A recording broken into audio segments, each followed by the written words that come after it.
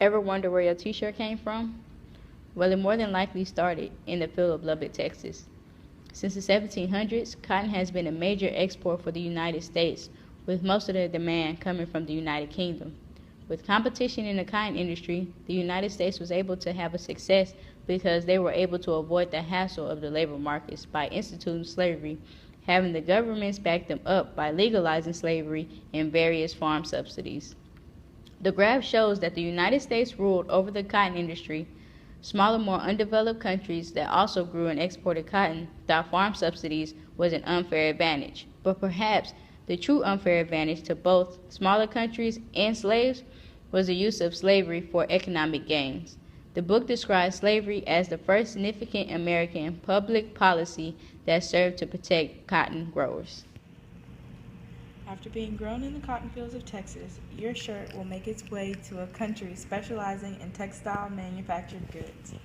As we begin to move into the first industrial revolution, we see a vast majority of economies racing to the mills. Rivoli explains 4 shifts in the apparel industry and by what comparative advantage each of those shifts came about. Britain, the U.S., Japan, Hong Kong, Taiwan, and Korea all had their turn at lead exporter of apparels, but it is China who will hold strong to that lead in the end. Comparative advantage for Britain was technology until the U.S. took those ideas for their own mills. Japan led next with their comparative advantage in cheaper labor and time.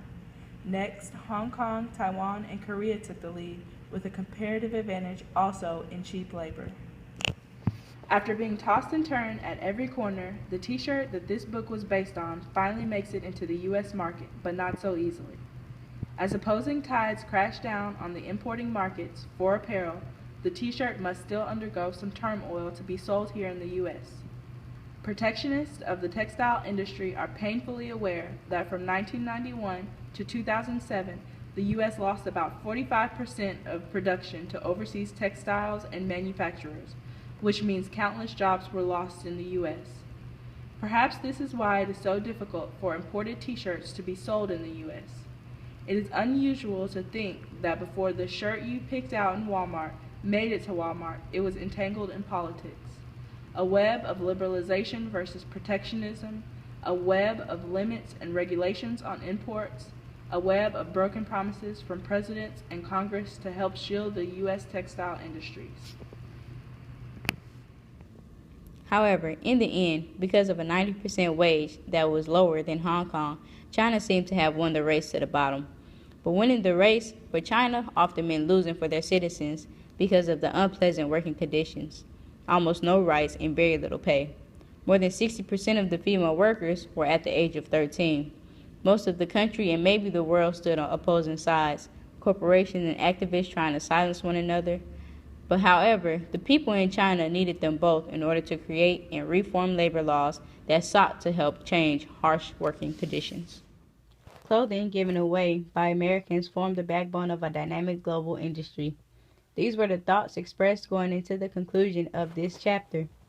The United States is the largest exporter in used clothing, and according to Rivoli, this is the last stage of a t-shirt as this is the last market it will enter. The entities that exist within the industry are usually small businesses or family-owned businesses. Truckloads of clothes are delivered to these businesses where they are sorted, assessed, and made ready for export. 15 countries were among the top importers of the United States recycled clothing in 2007. But however, about 30% of the recycled clothing will not live another life and instead will be disposed of because there is no demand in the world consumer market.